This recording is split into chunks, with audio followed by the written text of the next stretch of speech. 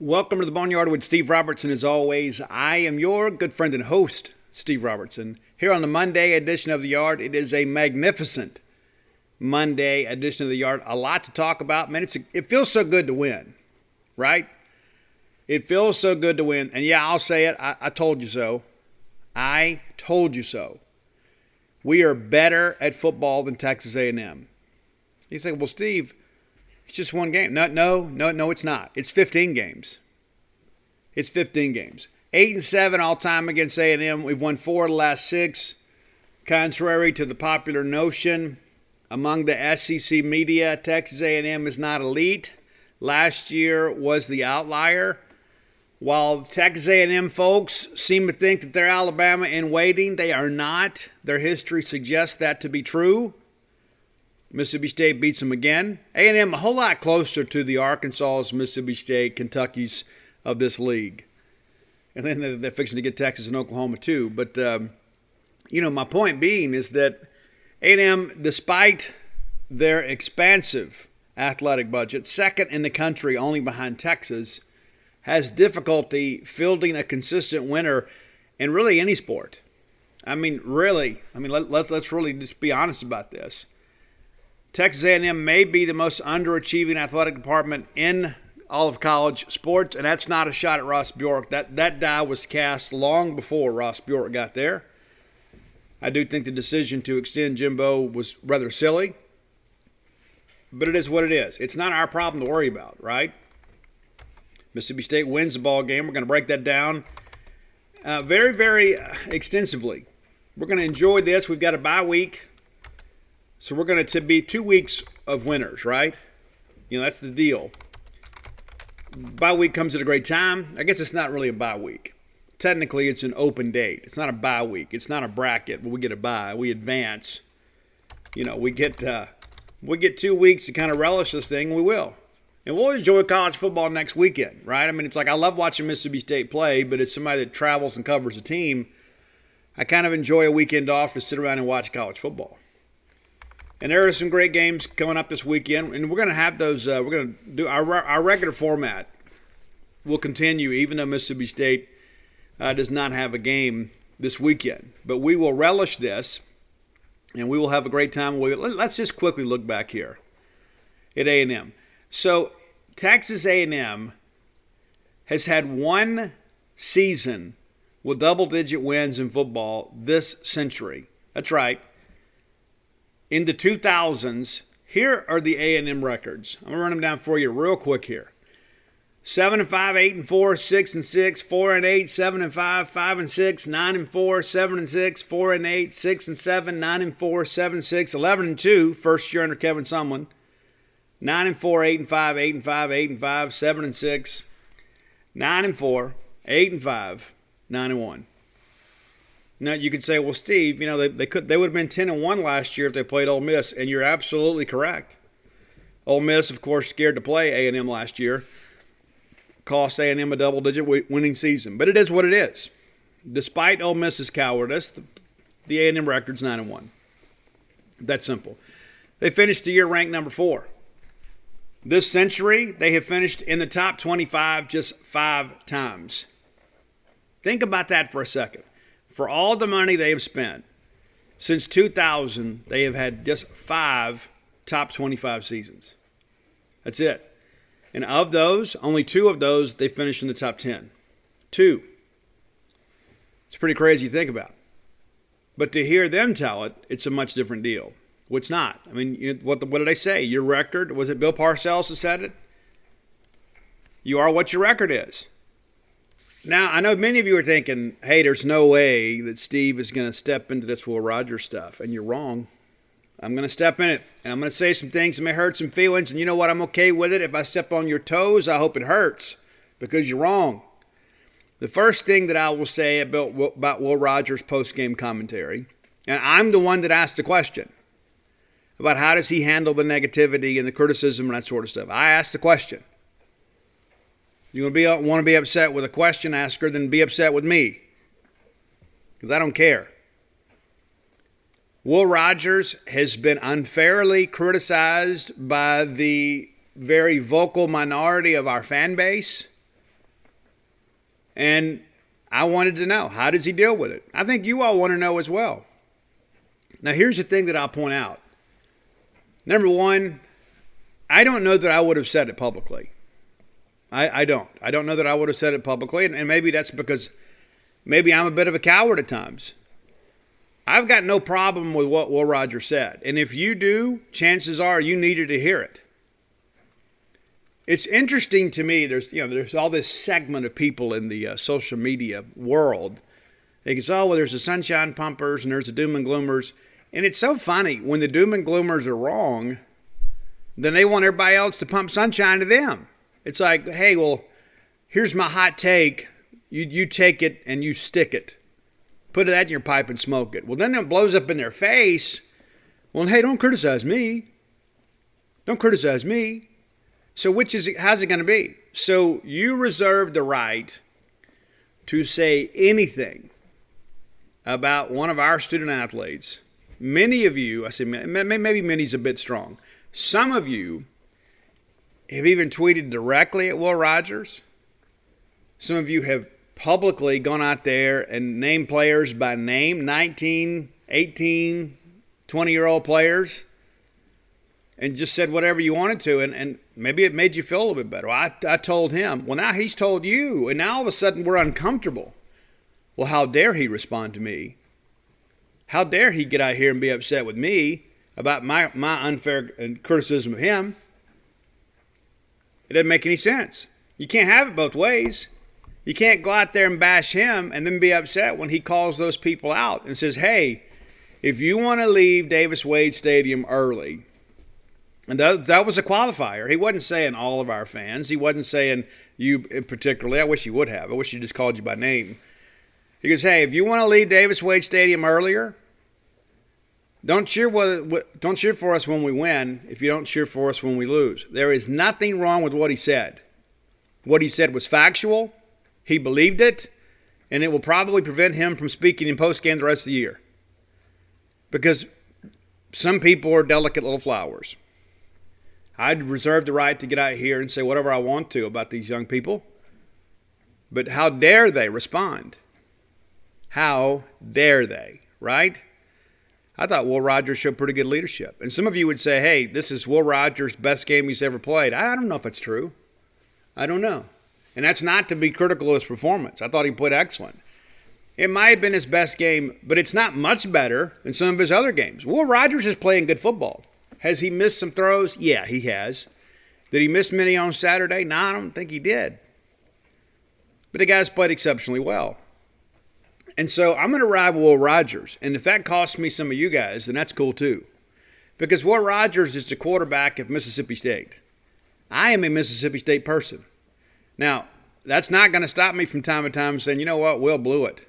You had the pick six against Louisiana Tech. That was an awful decision and an even worse throw.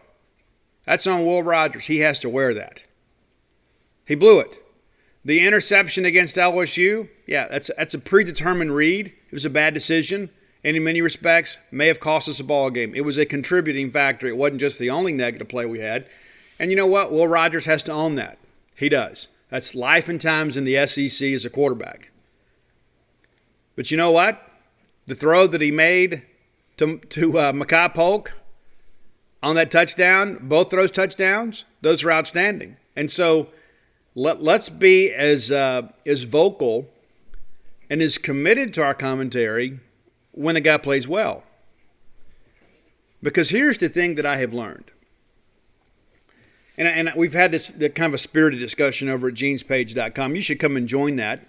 I don't care if you agree with me or not. You're welcome to post your opinion, as long as you don't use certain words, and you know what those are. But my point being is this, is that, we get all fired up about this stuff, and it's like there's a segment of people everywhere, in every fan base, that are never going to be satisfied. No matter what we do, no matter what we say. I'll give you a good example. So we win the college baseball national championship. And I would say 98.7%, and of course all those statistics are absolutely on the money. were just so overjoyed and beside themselves. There was nothing in the world that could have brought you off the pink cloud. I mean, you're just like, hey, you know what? I've waited my whole life for this. I'm going to enjoy this. The season, we weren't always dominant. We had some ups and downs, and maybe that made it more rewarding. So in the middle of all of this, and all the euphoria and the glee and the excitement of finally winning the national championship in college baseball, we announced that we're going to have the parade. We announced that we're going to have a big celebration at Duty Noble Field. And the very first comments on social media, the very first, not down the thread, the very first 2 comments. Well, way to stick it to the fans by doing this on Friday. Are you kidding me? Well, I live out of state and I can't get there till Saturday. So way to stick it to us. We want to be there to... Oh, really? So we've got to do everything because of you.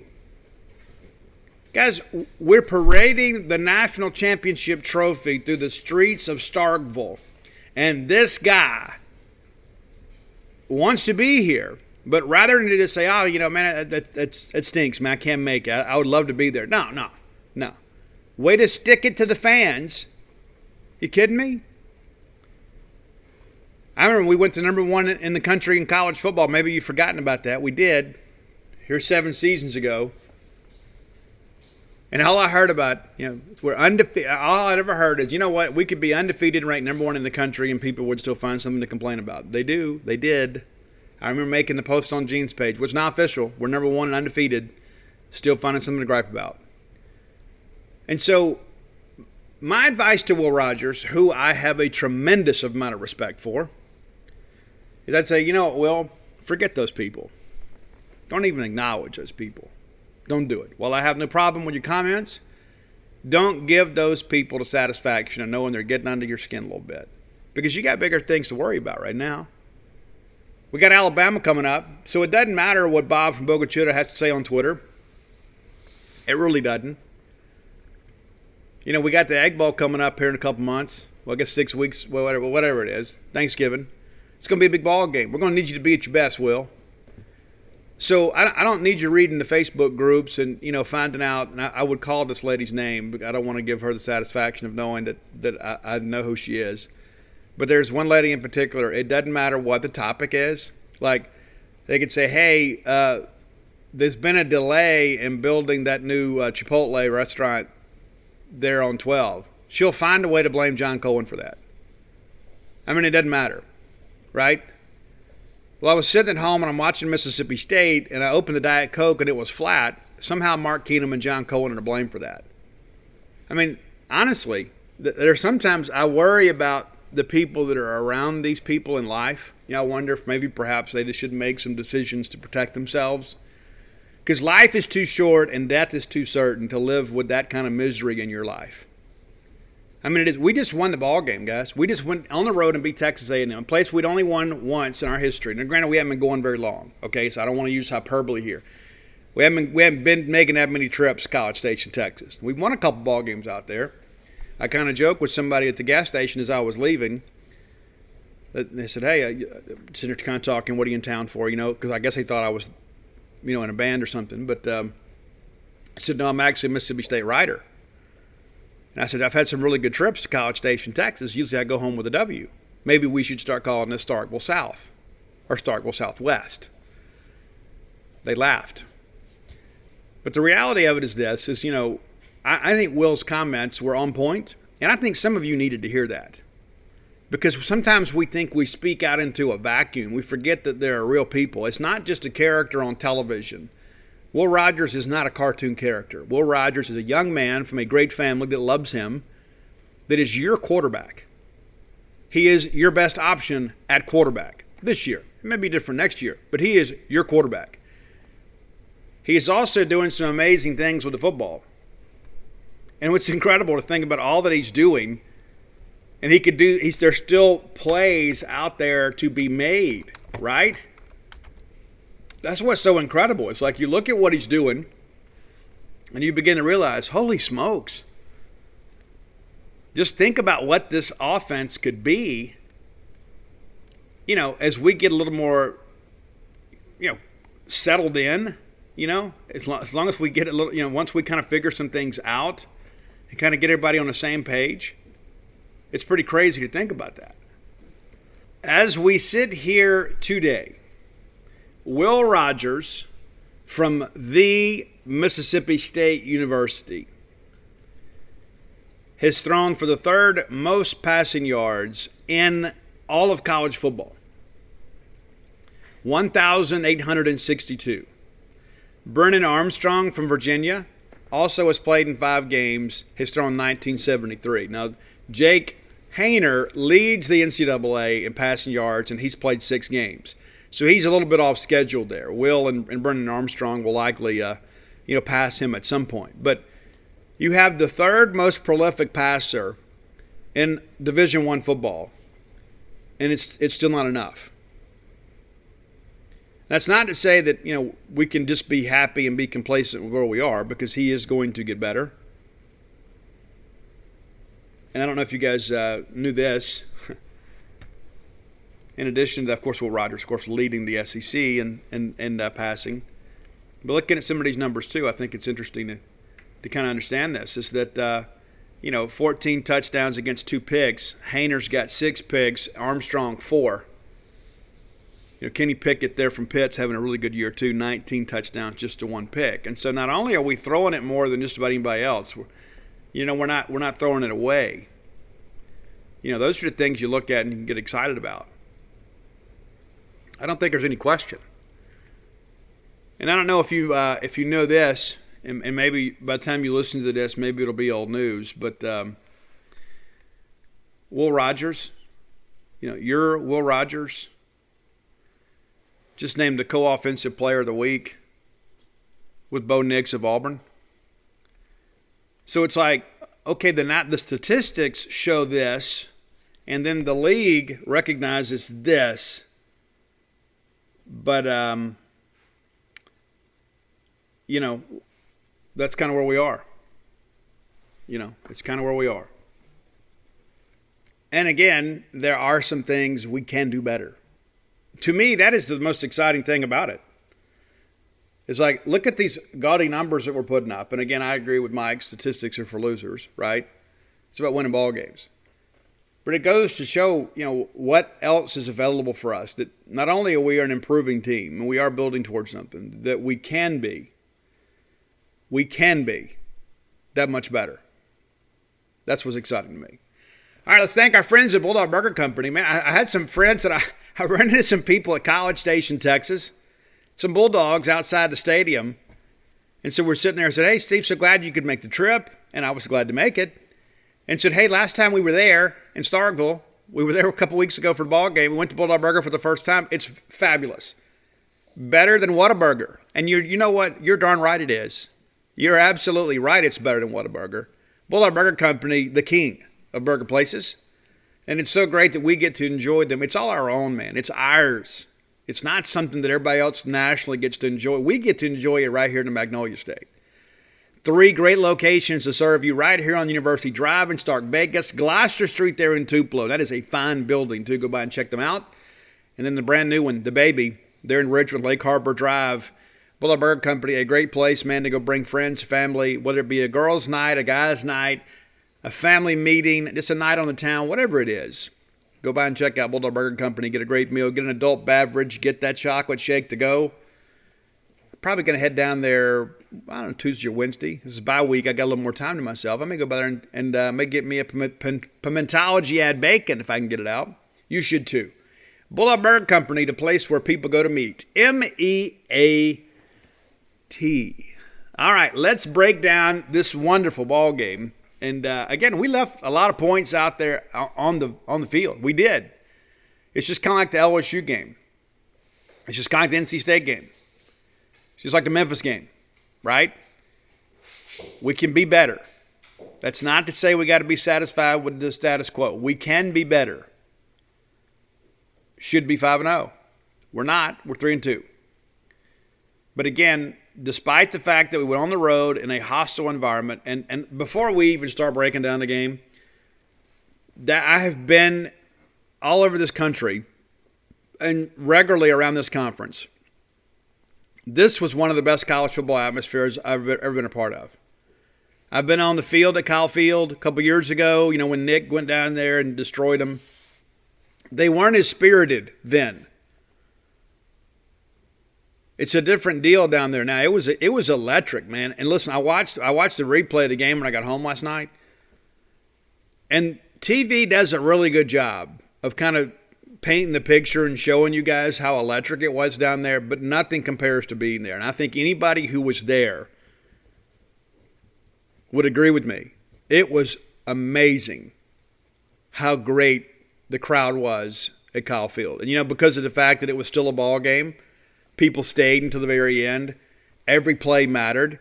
And the fact that they did, I think, says more about your team and your quarterback and your coaching staff, that they stayed plugged in.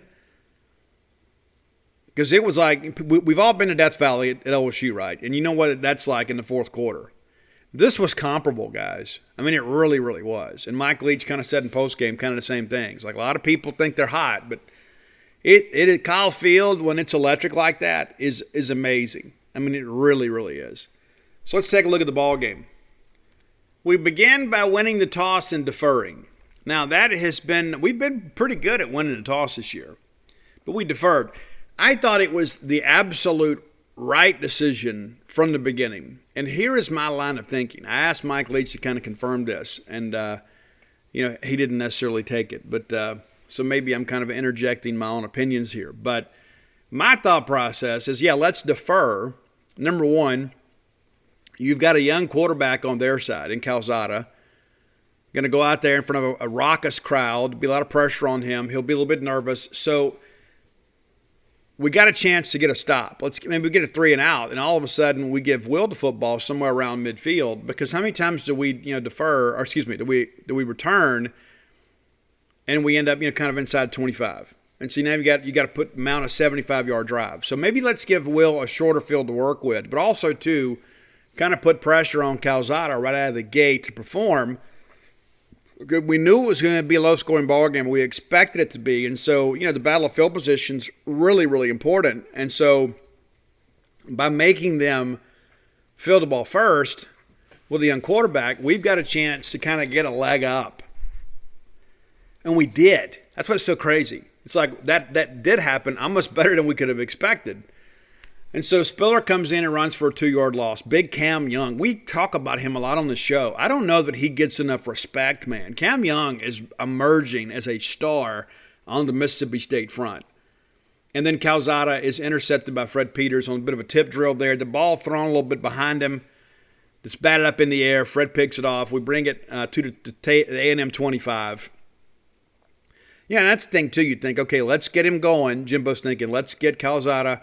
Let's get him outside the pocket, simplify the reads, kind of give him an over and under concept, give him a simple throw to kind of get him in the flow of the game.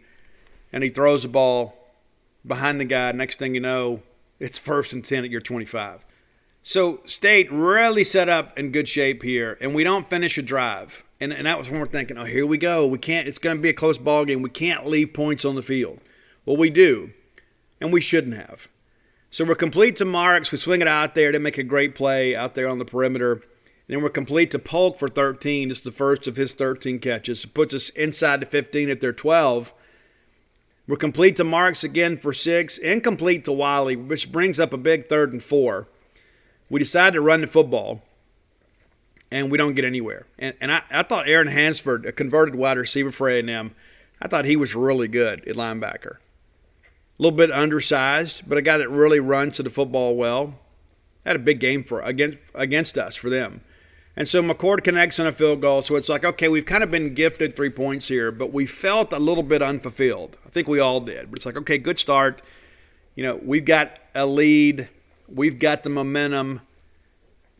Let's go play some football. All right, so then we kick off for the second time. And Scott Goodman – excuse me, I guess this is the second time, right? And so we kick out of bounds. And I mentioned this on the Bo Bounds show. I'm a little concerned about Scott Goodman because the first kick, I don't know if he just mishit it or he tweaked something, and he comes back the next time and pulls that ball out of bounds, and that's just not like him. And ultimately, he was replaced by Tucker Day the rest of the game. So basically, your third-team kicker, and Tucker Day used to be your first-team punter, but your third-team kickoff guy is having a kick. And so another reason why it's a good thing the bye week is here. I want to kick off a lot. I just want to keep it in bounds. But anyway, so it's their second drive, and we give it to them at 35. And so, again, it's one of these things. I don't want to blame Scott Goodman because I don't know. Again, he didn't kick the rest of the ball game, so that suggests to me that maybe he's not 100%.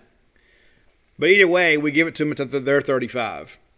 They're complete to Smith. Martin Emerson blows it up. Man, is Martin Emerson, is he not one of the best tackling corners that we've had at Mississippi State? I mean, honestly. And Emmanuel Forbes, too. And, again, I've said this on the show. This is kind of in the spirit of Darcel McBath. They're kind of emulating, kind of the reputation and image of their own coach. But Martin Emerson has been so solid as a tackler this year, and he will absolutely change your oil, too. You get a little loose and fast around him, he will put you in the ground. 2nd and 10, it's Isaiah Spillers who runs for 9. And I went back and watched the replay last night to just double check. I thought there may have been a hold on the play. And I guess you could make a case for just about every play. I didn't see anything egregious there. Then they break the 44-yarder, and there was a hold there. I don't know how much it impacted the play. Isaiah Spiller is a monster. I hope the Pittsburgh Steelers draft him. He probably needs to bulk up a little bit to play in that offense. But Isaiah Spiller gets them a chunk play to get going. Then he runs for 1, and then a beautiful throw. I thought the best throw that Calzada made all night to Jaden Watermeyer was beautiful. It was basically an out route. He just lays it up there to the back pylon, and the big future NFL tight end makes a grab. 7-0. The drive basically was the one big play. But you go and look at this. There wasn't a negative play on the drive for them, which I know will infuriate Zach Arnett. You had the one play for no gain. Then after that, it was 4 consecutive positive gains, and they're in the end zone. All right, so now we trail 7-3. They kick off to us. We take it 25. Will Rogers sacked for 1 loss. That was a covered sack. One of the things that A&M did is, we send guys in motion in hopes of making them tip their coverage a little bit. If they're in zone, then everybody just kind of shifts over. But, you don't have a guy run with the motion guy unless you're in man coverage. They did a great job of disguising those coverages. And a lot of people hear that and they say, well, I don't know what that means, disguising the coverages. Well, they give you a pre-snap man-to-man look, and you're thinking, okay, I'm going to have this over on the backside. I'm going to have Polk one-on-one. But then when you snap the ball and you look in that direction, they're in zone, and there's 2 or 3 guys in that passing window rather than just the one you were anticipating, which leads to indecision by the quarterback. Now all of a sudden, oh my gosh, I gotta think on the fly here. I got to make a decision. I got to work through the progressions. Okay, where's my check down? What's going on? Boom, sack. That's the point in doing that. A&M did that several times. There were some times they'd even go with the motion man and then drop in his zone. So, again, we're thinking man, they're playing zone. Other times they just kind of slide over to present a zone look and they're in man. And it took us a couple drives to kind of figure out what they were doing. It did. Because later in the ball game, when they would go man, no matter what they did pre-snap, we found a way to burn them. But early on, they were disguising those coverages, which was given that, and they're really good up front, giving them some time to get there. So Will sacked for a loss of 1 yard. DeMarvin Leal with the play there. Then Will's complete to DJ for 6 yards. And that guy really runs hard, doesn't he? Aren't we blessed to have a couple really good running backs? We don't utilize them enough at times in the running game. We needed them fresh late, and they came through for us. But, man, when Dylan Johnson gets his shoulder pads squared to the line of scrimmage, that's a grown man coming downhill on you. We go to complete to Makai Polk for 13, out to the state 43, back to Polk for 4, out near midfield now. Then we're complete to Austin Williams for 8, and he is just the consistent guy. He's the third down guy. He's the possession receiver. At times he can make a few plays after the catch, but if Austin Williams gets the football thrown in his direction, he generally takes ownership of it. 1st and 10 now. We're complete to Marks for 4. Come back and run the football for the first time this drive. 11 yards off the left side for Jaquavius Marks. And he's another guy, too. He looks more powerful. You guys see it, too. All right, so now it's 1st and 10 at their 30. We're complete to Heath for 22 yards. A great job feeling where the defender was, almost like a basketball play. He catches it, spins out of the tackle, and runs. And I don't know that he could have gotten much more, but if he kept that ball outside, he probably pushes that thing a little bit closer to the end zone. Then Dylan Johnson runs for 7, and a great effort there to get into the end zone. Comes up just short. But even with that, the spot of that football was a complete joke. I mean, basically, he is the length of the football or less from the goal line. They spotted outside the 1. It's like, what? And that was kind of an issue all night. Even one of the guys that I was talking to in the press box, it seemed like they had trouble spotting the football. I thought it may have been just because of our vantage point, because we were basically sitting in heaven to watch a ball game. It's so high up there. But when I came back and watched the replay, I'm like, yeah, they had a lot of difficulty spotting this football. I didn't think there were any egregious calls, but I thought that was a bit of an issue. And at times they gave A&M got the more favorable spot, it seemed. Maybe it's just because, Mississippi State guy felt that way, but I thought they had difficulty with that. But so DJ gets down to the 1. Then we go for a 1-yard loss, and we're going to throw the fade to Mackay. Jalen Jones grabs him by the face mask and nearly yanks his helmet off. Gives us a first and goal at the 1. DJ runs for no gain, and that's what we always talk about. Let's just run the football. It's not as easy as you might suspect, even though we've got some very capable running backs. And then we hit Jaden Wiley on just basically a simple out route there, and he beat his man pretty easily. The guy tried to wrestle the football away from him late. Didn't work out. So it's 10-7 State after, a couple drives here. I think we're feeling pretty good about ourselves at this point. And it felt like, hey, we thought this was going to be a low-scoring game, and all of a sudden there's been 3 scorers. We're not even through the first quarter. A&M begins their drive at the 33.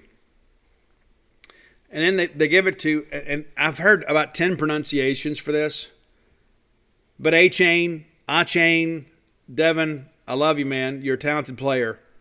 I might mispronounce your name, no disrespect intended. But he runs for 10. They come back and run for 18. First and 10 at our 39. They go for a 1-yard gain here. Big Nathan Pickering stepping up, making a big stop there. And it's nice to see him kind of emerging. Got some depth on the defensive line, especially on the interior. 2nd and 9, they're complete to Aniyah Smith, who I love that guy's game. I really do. I really, really do. I think he would be a great player in the air raid. And then Emmanuel Forbes is flagged for unnecessary roughness. In real time, I thought the call was premature. When I saw the replay, the whistle did in fact blow before Forbes threw him to the ground. Now, a little bit later in the ballgame, it happened to us. I thought the suplex was supposed to be illegal now. It happens.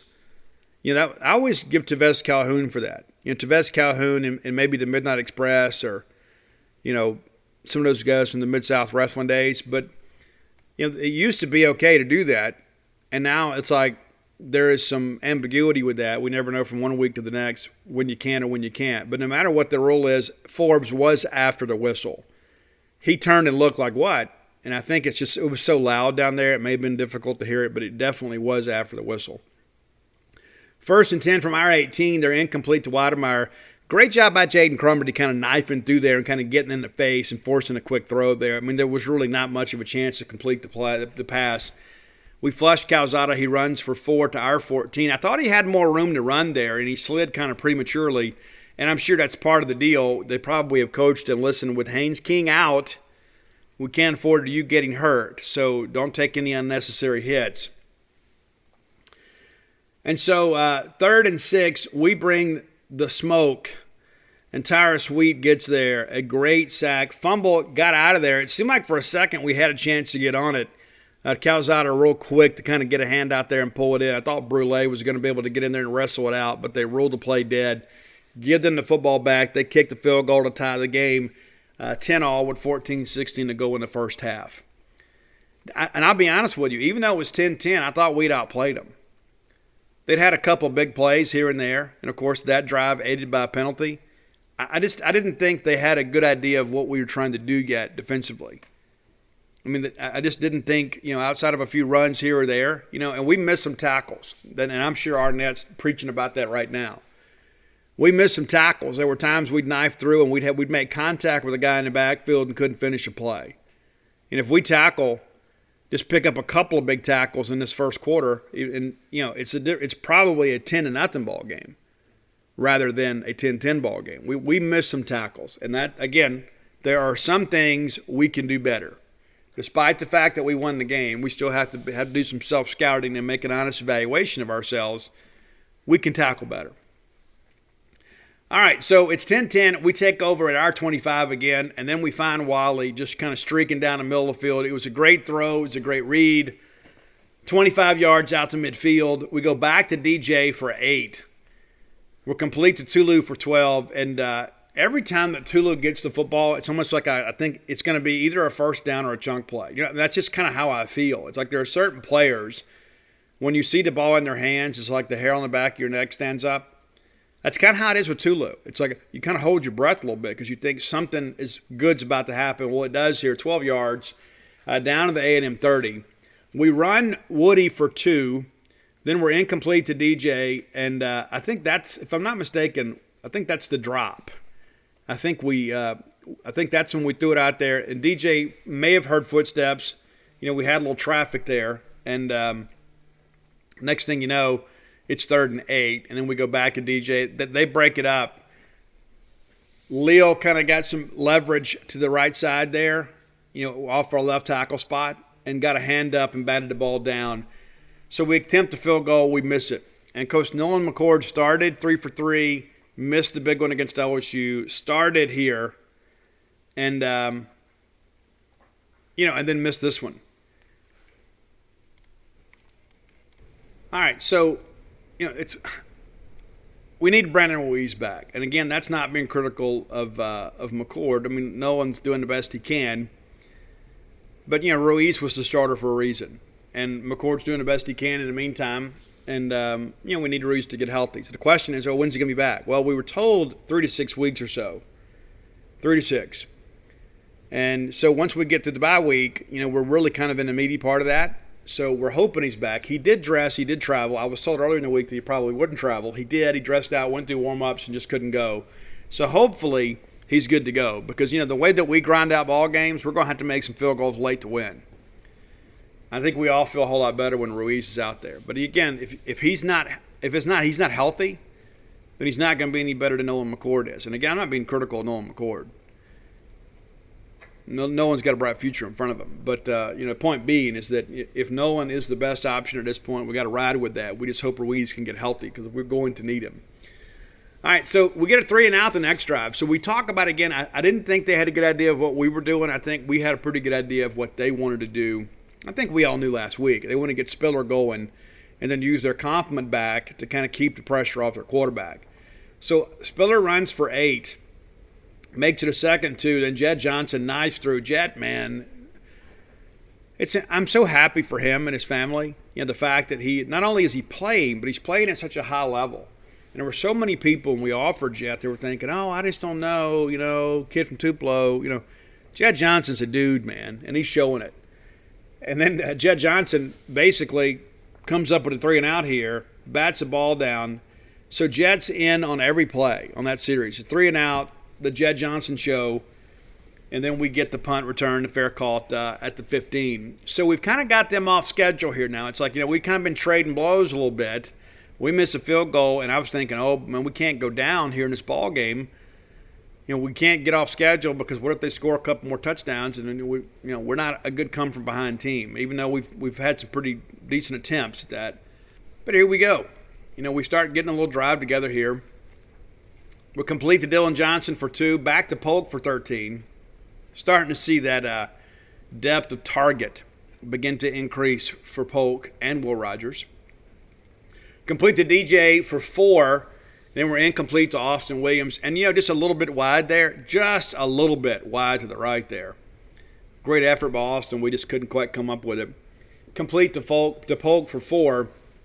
Brings up it's 4th and 2 from our 38, and we kind of made them sweat it out a little bit. We ended up calling the timeout, and then Archer Trafford with a 47-yard punt. And Smith returns at 41 yards. They call an illegal block in the back. There were 3 illegal blocks in the back on this play. One of them back near the side of the actual catch. So, yeah, they flag them, but probably a little bit farther down the field than they should have. But, again, makes a big difference. So the ball is backed up to their 24.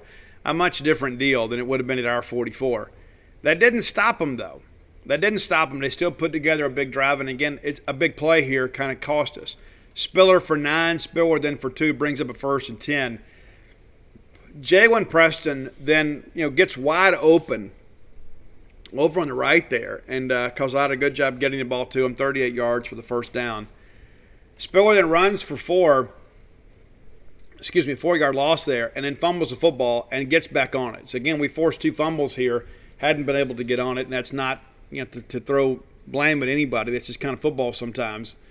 Calzada then runs for 6 on 2nd and 14, brings up a 3rd and 8. He hits Aniyah Smith, again, really good player there, for a first down. Spiller runs for 3, then Smith runs for 3. So we're in a 3rd and 4th situation. We end up they call timeout here. They had some personnel issues, and Jimbo was kind of incensed on the sidelines a couple times. You could tell not real happy with the fact that some of their guys didn't know where to be and when to be on the field. I thought the timeout helped Mississippi State. A&M calls a timeout to settle themselves because obviously a big play in the ball game. And then we bring Buki Watson right up the middle and sack Calzada for 10 yards. So he had absolutely no shot on the play. And rather than throw it up for grabs, he just eats the heat there and takes the sack.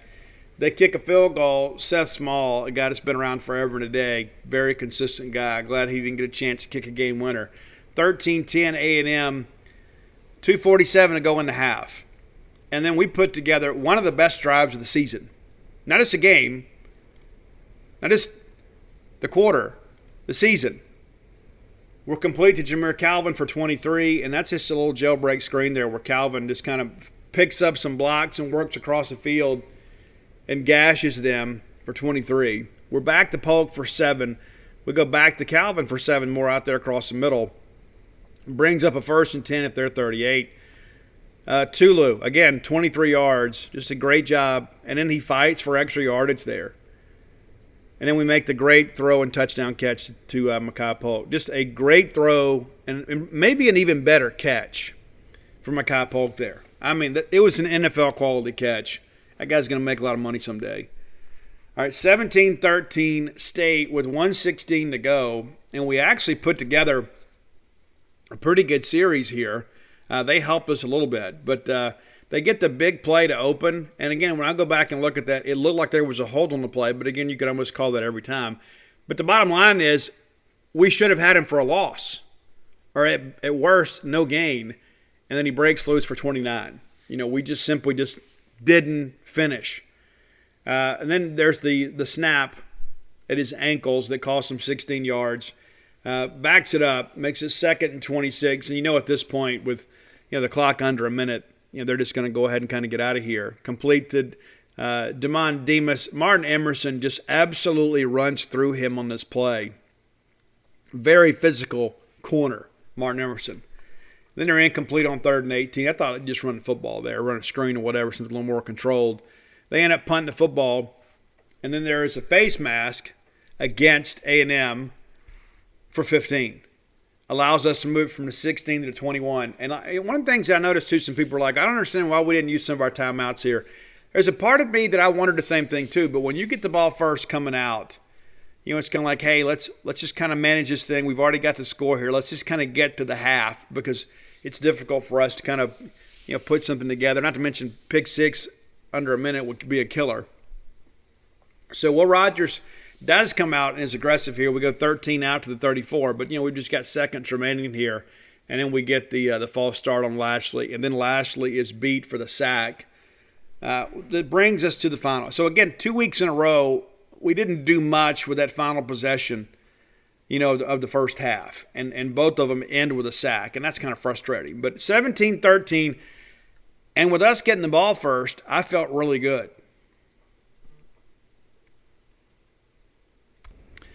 All right, let's get into the second half here. And, again, your third quarters have kind of been an issue for Mississippi State. We actually played pretty well in the third quarter, but still not not exactly what we'd hoped. I mean, we're up 17-13. We have a chance to really go up 2 scores here early in the ball game and then kind of get them out of their offense a little bit. And the deeper that thing gets, if you're up 2 scores, the pressure then shifts from Isaiah Spiller to Zach Calzada, which in turn allows Zach Arnett to be a little more aggressive.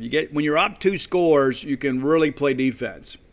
So we come out, we're complete to Marks for 6. Then Christian Ford, making the case for the Walk-On of the Year award, 16 yards, nice catch and run there. We go back to Marks for 12, complete to Polk for 1. Then there's incomplete to Malik Heath. Tyreek Chappell credited with the pass breakup there. On 3rd and 9, we go back to Mekhi Polk, and Leon O'Neal gets there early. But it's almost simultaneous, so they don't flag it. It wasn't especially egregious, but they did let it go. We end up punting. Archer Trafford pins them inside the 10 there. So good job by Archer.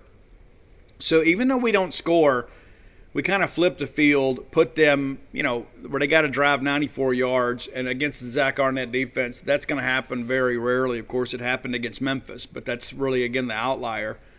Spiller goes for 4, and then no gain whatsoever. And on 3rd and 6, we do a great job, again, kind of getting in the face there. Not credited with a hurry, but we did rush the throw, and it's wide of Weidermeyer.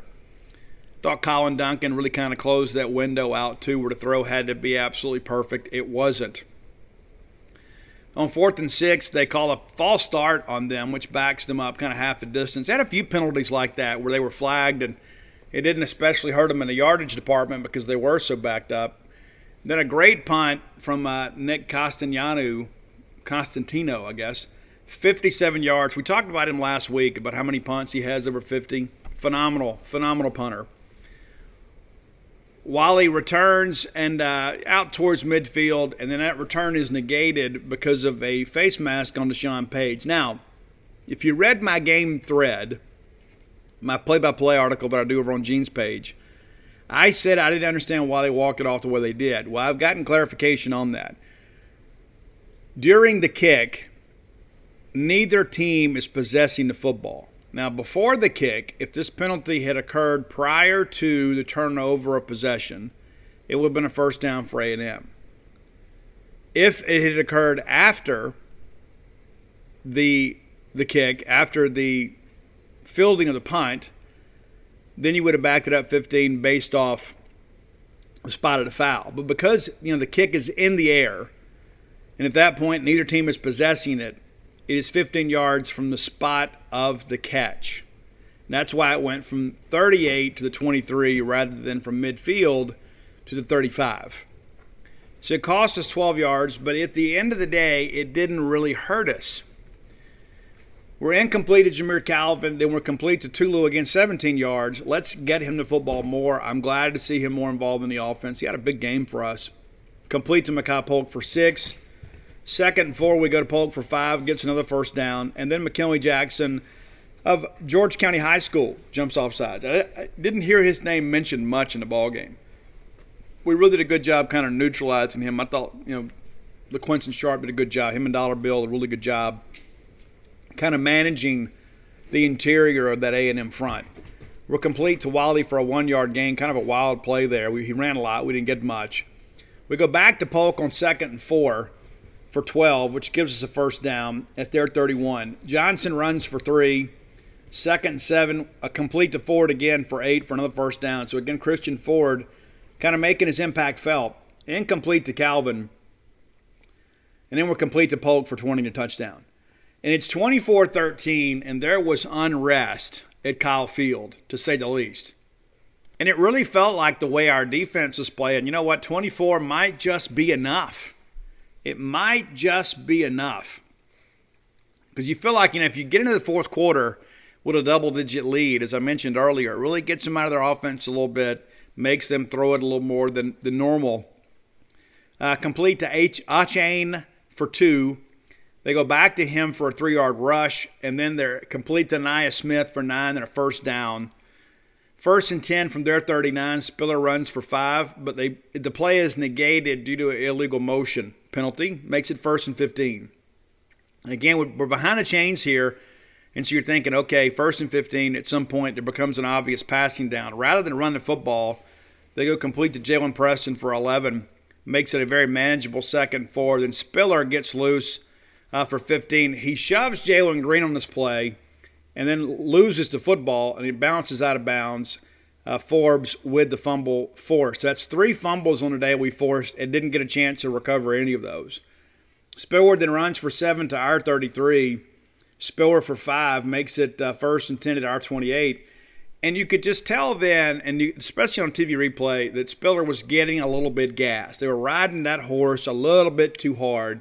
So again, they make a change. They're complete to Jalen Watermeyer for just 6 yards. DeCamerion Richardson kind of powers through there with a great tackle. They go back to Achane for 3, 3-yard loss there. Again, Emmanuel Forbes, the Bulldog corner, stepping up, making a play.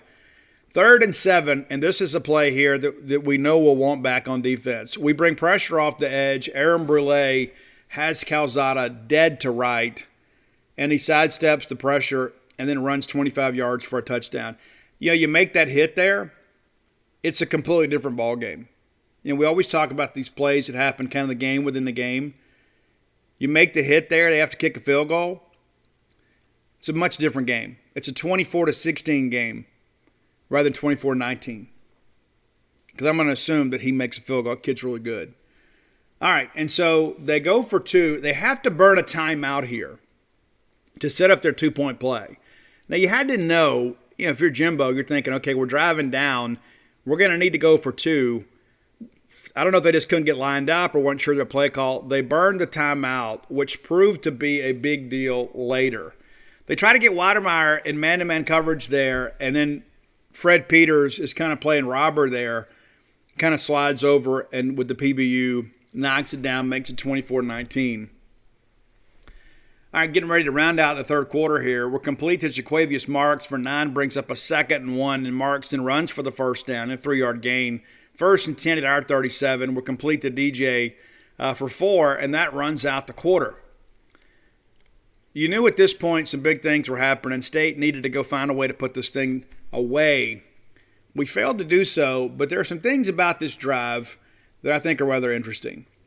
We're complete to Polk for 12. It's negated on a holding call on Dollar Bill Johnson. I know he has kind of become the offensive lineman that people kind of love to hate a little bit. Guys, there was no holding on that play. He pancakes the guy down. He has his hands inside. He takes his guy to the ground. That's football. It was a bad call. It was a bad call. We're incomplete to Makai Polk. And then we're incomplete to Polk again. But there is pass interference on the 3rd and 16 play. And here's the deal. If they don't interfere, Polk's going to catch it anyway. And it's pretty clear on this drive we're trying to feed him. We go to him, 3 consecutive plays. He had 13 catches and was clearly a mismatch for them. They were having a very difficult time to kind of get that out. But we get the pass interference, 1st down, makes it 1st and 10 at our 44. We're complete to Malik Heath for nothing. He fought really hard there, just couldn't break through a tackle. Then we go back to Austin Williams for 10, which gets us a 1st down. Really thought Austin played well. Really did. And he's a good complementary receiver. He's never going to be the number 1 guy, but this is a guy that has a role on this football team and is playing well for State. We go back to Williams for 6. Takes a big lick, but again, that's just kind of what he does.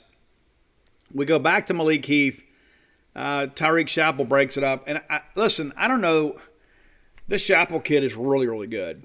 He is really, really good. And I don't know that we picked on him, but we did throw the ball in his direction a lot. And some of the times he stepped up and made plays. We go back to Christian Ford on 3rd and 4, and there he is, 11 yards. Every catch that he had meant something. We come back to him on 3rd. We're feeding Ford. Come back for a 5-yard gain, which makes it 2nd and 5 at their 24. A play that I thought was really going to be a backbreaker for them is Will Rogers rushes for 10 yards, and rather than slide straight, he slides toward the sideline, so he loses nothing while giving himself up. Very heady play by a younger guy there. Makes it 1st and 10 at their 14. And you just think at this point, we're fixing to go and put this ball in the end zone. This game is going to be over. That's how it felt. Didn't work out that way. We throw the fade to Malik. He makes the catch. He's out of bounds. I don't know if that route is a little bit more to the pylon if Will's ball placement's a little bit better, but Will ultimately throws the ball out of bounds right there. I know he'd like to have that one back because I think Malik Heath, as strong and physical as he is, even with an athletic guy like Chappelle out there, he's got a chance to make that play. Then Rogers is sacked for a 1-yard loss. DeMarvin Leal gets there. Again, we just, this is these guys playing hard. This is competitive football. 2 SEC teams that are pretty equal making play. One guy makes a play, the next guy makes a play. Then we're sacked for a 2-yard loss. They call the holding call on Charles Cross. And here's the deal. We just kind of grabbed a guy to prevent the quarterback from getting hit. You'd much rather see that. In hindsight, looking at the replay, you'd like to see Dylan Johnson kind of slide over and pick that guy looping around. Not sure what happens on the play afterwards. But now all of a sudden, it's 3rd and 21 if they're 25. Then they call a false start on Cross. Now, maybe you guys have better eyes than I do. And I was eager to get back and watch this. When I see the replay, I don't see the motion. I just don't see it. Maybe it's so negligible that only the side judge could see it. I didn't see any movement there. So it's a 3rd and 26 at our 30. We call timeout to kind of settle everybody down. Because at this point we're thinking, listen, chances of us scoring here, pretty slim. Chances of us converting and getting the first down, pretty slim. Let's just go try to get some yards and make a manageable field goal. We check it down to DJ. He runs for 3. And pretty good defense there by A&M to kind of give them some credit. We got to get through a tackle there. But that makes it 4th and 23 from 27. We're going to line up and kick a field goal. And then there is a false start on Cole Smith. Backs us up 5 more. And then we missed a field goal, 49 yards. And at that point, I'm sure that I felt like many of you. I said, you know what? I have been a Mississippi State fan my entire life. We have basically controlled this ball game for much of the game, but we have no juice. It kind of came apart for us on this drive, a chance for us to put it away. We couldn't finish the drive. The only time we entered the red zone the entire night that we didn't score. 4 of 5 in the red zone. 4 of 5. And we have the 1 field goal, of course, and 3 passing touchdowns. But this is one, we talk about having killer instinct. This is one you got to put in the end zone, kind of put this game away. And we're kind of trending in that direction. Of course, we get all the way down to the 15. You're thinking you got 3 shots to get in the end zone, and we have some negative plays there. So we just kind of bunched all those mistakes up at the same time. Needed our defense to go out there and make a play for us. All right, so A&M gets the ball at their 31, and then we miss a tackle. And Achane runs for 41, and at this point I'm thinking we're going to have to go down and score to win because they're fixing to take the lead. Achane then runs for 3, then they're complete to Nye Smith for 7, which brings up a 1st and 10 at our 18-yard line. Big play here. Tyrus Sweet, Randy Charlton get Achane for a loss of 4, makes it 3rd and 14, and an obvious passing down from our 22. And then it's incomplete to Aniyah Smith. And I thought they were kind of picking on Colin Duncan a little bit. Didn't have any success with it. They kind of targeted his side a little bit, but the throw was wide there. And again, that's Colin kind of closing out on the passing window. Even though he wasn't quite there to make the play, it makes for a more difficult throw. And so the ball is incomplete. Then it's a false start on them to make it 4th and 19, but of course, Seth Small makes a field goal. It's a 24-22 game with under 6 minutes to go. We're expecting drama from College Station, Texas. State takes over. We're complete to Jameer Calvin. Incomplete to Christian Ford. They give Leon O'Neal a credit for the pass breakup. I thought he was there early. Maybe it's just me. I thought he was there early. 3rd and 7, we're complete to Austin Williams for 14, and that really settled me down, and I think it settled you guys down as well. Because now you're thinking, okay, even if we've got a punt here out near midfield, unless we give up a big return, we're in pretty good shape here. Then we're complete to Marks for 13. Really puts us in a much better situation here. 2nd and 7, we're complete to Malik Heath for 3. Brings up a 3rd and 4. We go to Wally, and Chappelle breaks it up, and really, this is just one of those here, just a bang-bang play in football. I didn't expect Wally to make that catch. If he had, it would have been an incredible play. But I really think maybe Will should go somewhere else with the football there.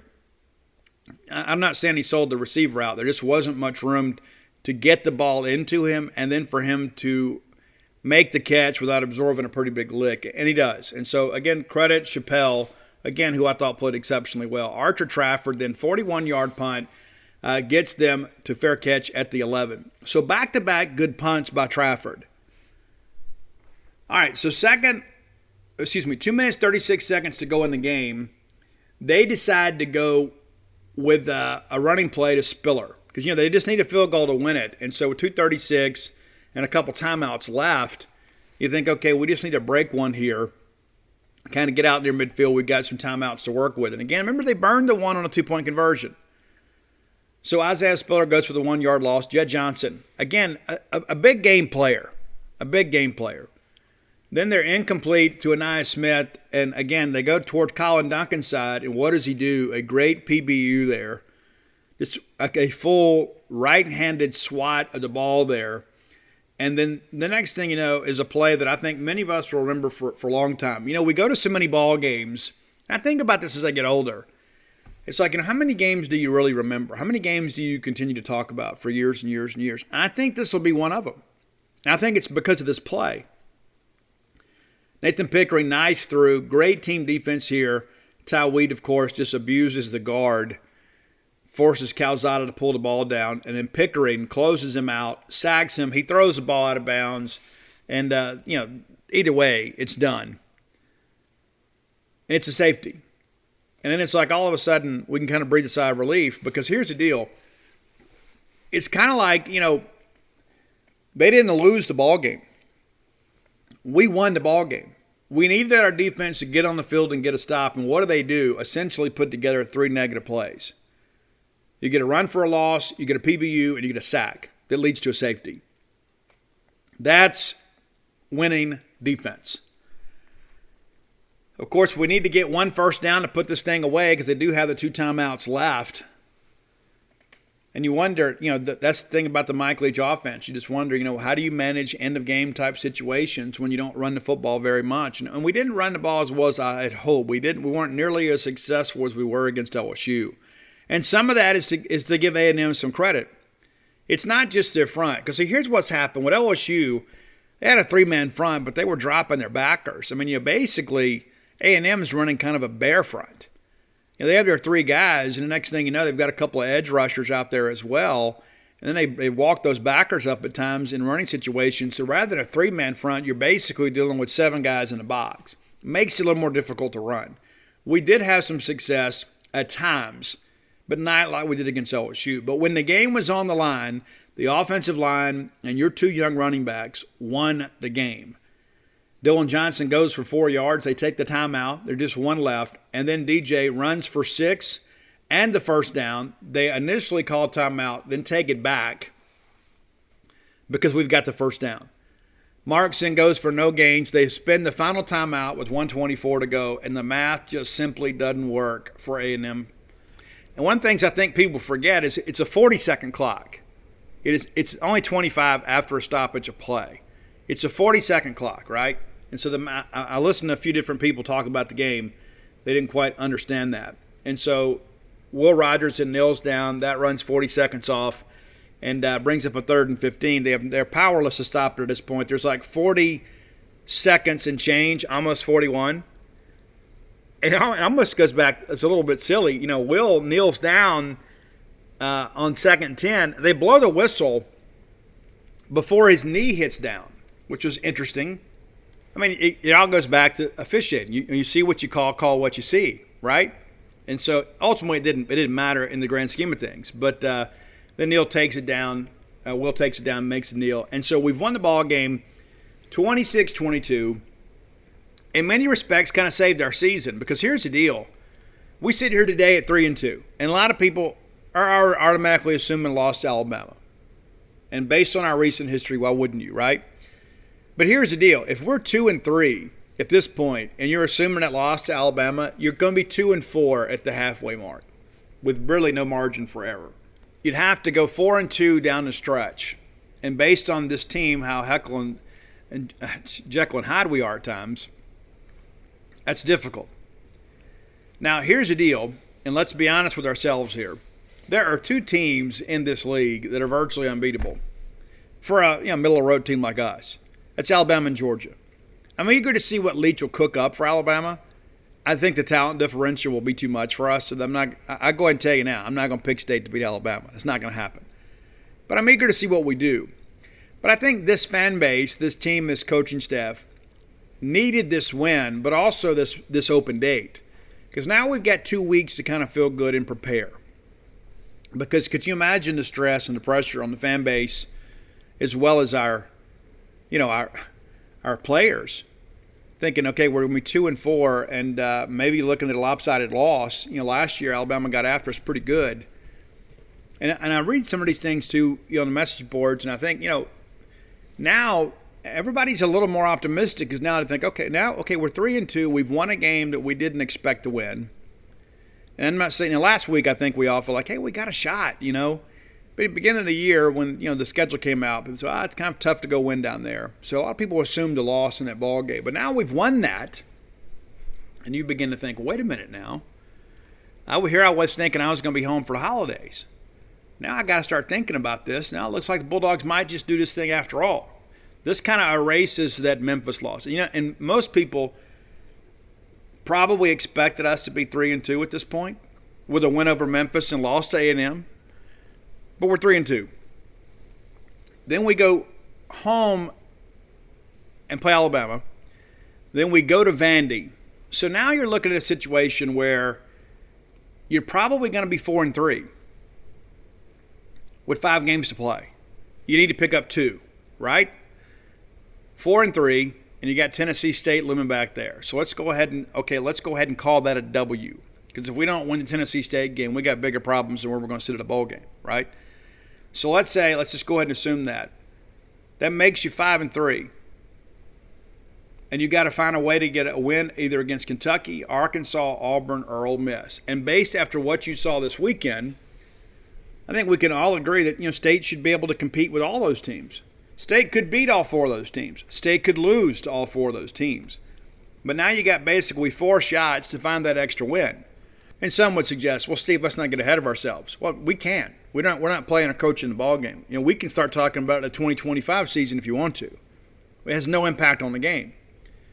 But now you look at this and you begin to realize, hey, there's not a team out there on our schedule, maybe outside of Alabama, where we'd have to play a perfect ball game. And let me prepare you for this. What you saw last weekend is going to be pretty similar to what you're going to see the rest of the weekends with few exceptions. When these 4 teams, when we play Kentucky, Alabama, Auburn, Ole Miss, it's going to be a lot like what we saw Friday or Saturday. It's going to be a lot of those ball games that we're going to have to grind it out. They're not going to necessarily be masterpieces. But we're capable of winning those ball games. So I stand by the fact that this is a bowl team, probably a Tennessee bowl team. I think some of the projections have us at headed to Liberty Bowl. And you know what? I'm okay with that. I love Memphis. I'd love to be able to go back up there and get a win in that stadium. That's another thing, too. We've already been up there this year. Kind of know how the place plays. So let's look at a couple things here before we move on to the top 10 list. Look at some individual statistics. Dylan Johnson, you're currently your leading rusher with 149 yards. Jaquavius Marks with 146. Will Rogers now 215 of 284. 2 picks, 14 touchdowns, completing 75.7% of his passes. He has attempted every pass from Mississippi State. Makai Polk, 46 grabs, 430 yards. That guy's looking at a 100-catch, 1,000-yard season.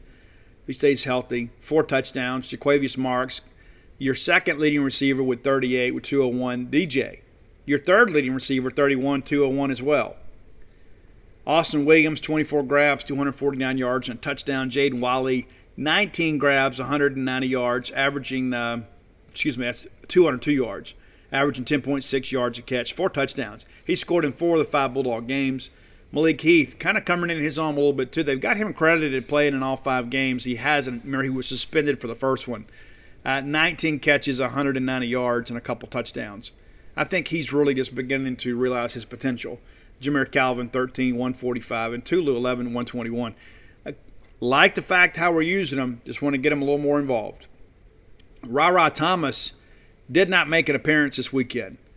Played in 4 games, did not have a catch this past weekend. Of course, Christian Ford begins to be emerging a little bit too here in the last couple ball games. Had 2 catches against LSU and 4 against Texas A&M. Looking at some defensive numbers, Jed Johnson leads your team with 37 total tackles. Fred Peters is second with 30. Back to Jet, too. It's not as simple as he just running the football. He had 3 tackles for loss, a couple pass breakups, a forced fumble. Guys out there making some plays. Fred Peters, of course, he and Emmanuel Forbes with 2 picks. Emmanuel Forbes, your third leading tackler, with 27 tackles. 4 passes defended, which leads the team. Second to Jalen Green, kind of an unsung hero at times. Jalen Green. Cam Young, having a good year. Quietly having a good year. 21 total tackles, 1.5 tackles for loss. Has broken up a pass and has a couple quarterback hurries to his credit. Looking around the secondary a little bit, Jalen Green, 19 tackles from the nickel position and an interception. 4 passes defended, as I mentioned, and has recovered a fumble. Aaron Brule, really need to get him going. He is Mississippi State's most athletic linebacker, and I thought that he would probably put together an all-SEC potential type season and possibly go pro this year. At this point, I think it's pretty safe to say he's back unless he catches fire down the stretch. 17 tackles, 2.5 for loss. Missed a couple this past weekend that would have been very impactful on the ball game. Randy Charlton, a transfer, 17 tackles for him, 2.5 for loss, a couple sacks, which leads the team.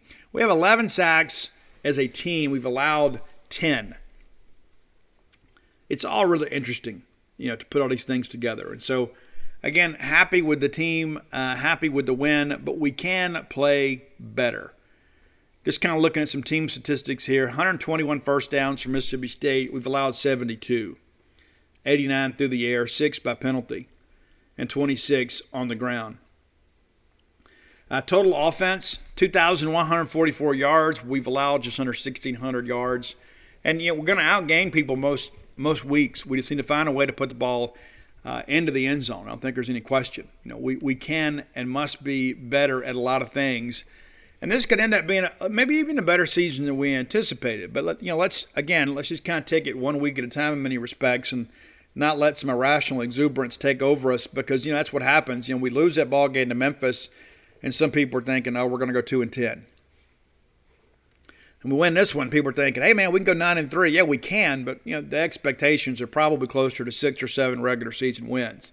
And plus, you never know what it's going to look like once we get there. Once we go play Kentucky, once we go play Ole Miss, because at the beginning of the year, Texas A&M didn't expect Zach Calzada to be their starter when they played Mississippi State. They were expecting to be, Haynes King. So a lot can happen between now and the end of the regular season. There's a lot of football left. Football is a long season, a very physical game, and a lot can change. Let's take some time now and look at the top 10 list. Brought to you by closewithblair.com. Not clothes with a T. Close as in, listen, I need to get my home refinanced. I need to purchase a home. You need to give Blair Chandler a call. You can visit Blair at closewithblair.com, BLAIR.com. Blair's a great guy. Blair's one of these guys, too, that believes in taking care of his customers. Here's some of the benefits of refinancing your current mortgage. Lower your rate, which lowers your payment. Cut years off your mortgage. You can go from a 30 to a 10, 15, or 20, and not start back over with a 30-year mortgage. A lot of people want you to do that so they can pile up that interest on you. If you didn't pay 20% down when you purchased your home, chances are you're paying PMI insurance. That's basically giving money away. That's private mortgage insurance. It's a bit of a scam, to be quite honest with you. You can get out of that. You can consolidate your debts to a cash-out refi. Maybe you want to put in a pool, take a great trip. Maybe you got a wedding to pay for. Who knows? I don't know what your situation is, but you've got some equity in your home perhaps you can use to help pay for some of that. If you do debt consolidation, you can write off the interest on your debt since it was a home loan rather than basically throwing that interest away on some installment loan somewhere else. Rates are going to continue to slowly increase as we kind of move forward. You know what's happening with our economy today. Now's the time to take advantage of this. The rates may not stay low this much longer. I think it's also interesting, too. Here's the deal. and just so you guys know how important this is, I've talked about this appraisal stuff. He's going to give you your appraisal for free. Here's the deal. The price on appraisals is beginning to go up because there is this demand. A lot of people are looking to refi and take advantage of lower rates. A lot of people are looking to move. And so as a result, appraisers are staying busier. Some guys and gals charging as much to $500 to $600 for an appraisal. That's money you won't have to spend by doing business with closesofblair.com. Just mention to him you heard the ad on the show and say, hey, listen, Blair, I'm a Boneyard guy or gal too. Let's do some business. And he goes, okay, cool. Here's what we'll do. I'll pay for your appraisal. Give Blair a call today. Blair Chandler, longtime friend of mine, longtime Bulldog, a guy that understands how life works, wants to take the stress out of the purchase or refinance process for you. 601-500-2344. Again, that's 601-500-2344. Closewithblair.com. All right. You guys love the Bush list so much. I was talking to some friends last week. Hey, I saw Bush and the Goo Goo Dolls and No Doubt down in New Orleans. Many of you went to go see him in Jackson, and No Doubt didn't show. They had another gig. And so, but you saw the Goo Goo Dolls, and people were like, oh, dude, that was such a great show. And it was. So we're going to do the Goo Goo Dolls today. Johnny Resnick, a singer of the Goo Goo Dolls. They were a bit of a alternative rock band with kind of some punk influences when they started. And they really kind of hit it big on, I guess, album number 4 with a boy named Goo. And then their biggest and probably most downloaded album is Dizzy Up the Girl, which had some huge hits on it. And so we're going to kind of cover a lot of their catalog today. No honorable mentions, but I want to run through these 10. I want to make sure you get it. There are a lot of you that maybe have some personal connections to some of these songs. I've got a personal connection to one song that I don't talk about a whole lot. I'm going to share it with you guys today. Number 10, There You Are. That's going back a few years there. That's one that, really before, because they were, again, kind of a pop band, kind of a pop punk type band. And then they kind of crossed over and in many ways kind of became adult contemporary. But they really found, some success with that. Number 9, a little bit deeper into the catalog, it's Stay With You. Stay With You. And that's really, kind of what Goo Goo Dolls is known for, is a lot of this relationship type rock. And that's one a lot of you people, maybe you feel some type of connection with. Number 8 is actually the song that got me into the Goo Goo Dolls. We talked about, first favorites. This is my first favorite song from the Goo Goo Dolls. It's a Long Way Down off A Boy Named Goo. That's back when I was living in the Berg, and the rock radio show used to play that one regularly. I really dug it. I went out and bought the album and was really impressed with what I heard. It was a little bit different than a lot of other things that I'd heard, but that's the one that kind of got me into the band. Number 7, Falling Down. I really like that song a lot. I think you'll dig it too. It's one of those songs too that, it's a good driving song. It's got a good rhythm to it. It's one of those songs that you put it on, you're like, hey, who's that? Oh, it's Goo Goo Dolls.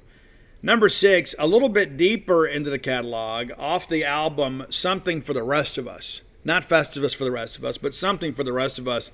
It's a little bit of a deeper track. It's called Not Broken.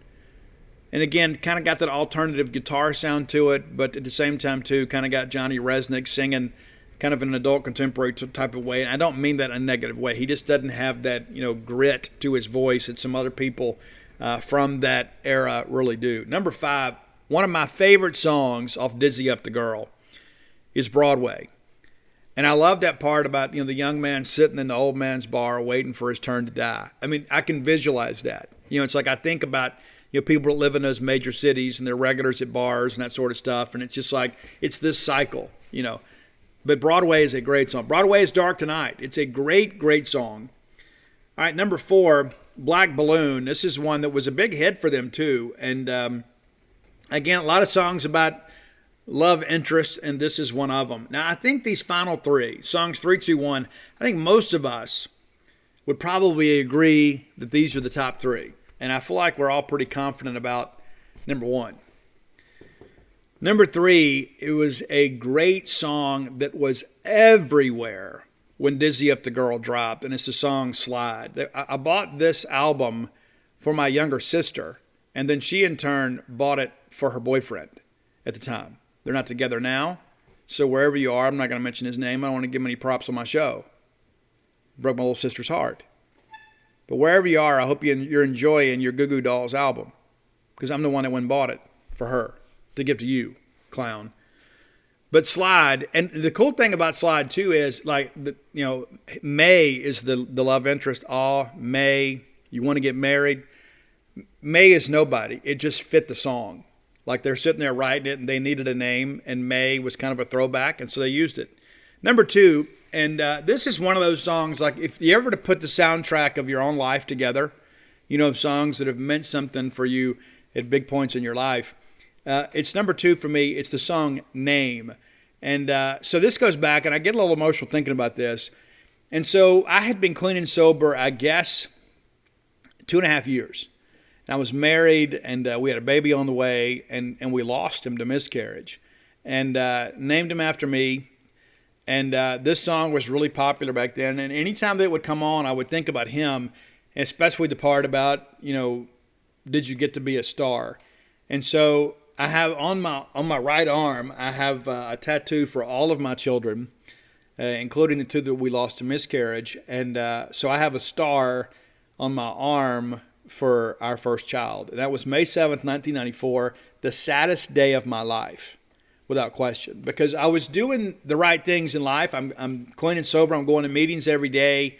I'm getting up and going to work. I'm not causing any trouble. I'm not breaking any laws, trying to practice these principles in all my affairs.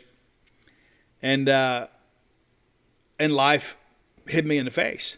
And so, for me, I went through all of that, and it's like, what is it all for then? And so I had this kind of spiritual awakening, from all of that. And so sometimes, and usually around May of 94, I'll put this song on, and I'll just kind of sit and reminisce for a minute and having a moment with, with our first kid. And so, and I know that at some point I'll see him someday, and that gives me a little bit of comfort. But yeah, so anytime I heard Name, and the whole part that always wrecks me is, if it's lonely where you are, come back down, and I won't tell them your name.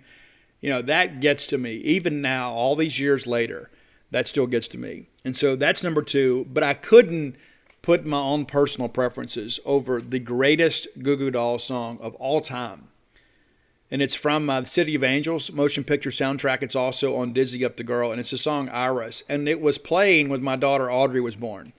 So like when Ani was born, the song Lightning Crashes from Live was played on MTV, because we watched MTV back in those days because they actually played music videos. And so Iris from the Goo Goo Dolls was playing, and I love the song anyway, so it worked out perfectly. So that's kind of her birth song. So if you know her and you see her, let her know that you know that, because she's very proud of that. But it is a beautiful song. And if you don't know the movie, I don't know that you can fully appreciate the song, because they watched the movie and then went and recorded the song. And it was basically, Nicolas Cage is an angel, and he falls in love with Meg Ryan. And, of course, he can't have a romantic relationship with her, so he gives up being an angel. And that's what the song is about.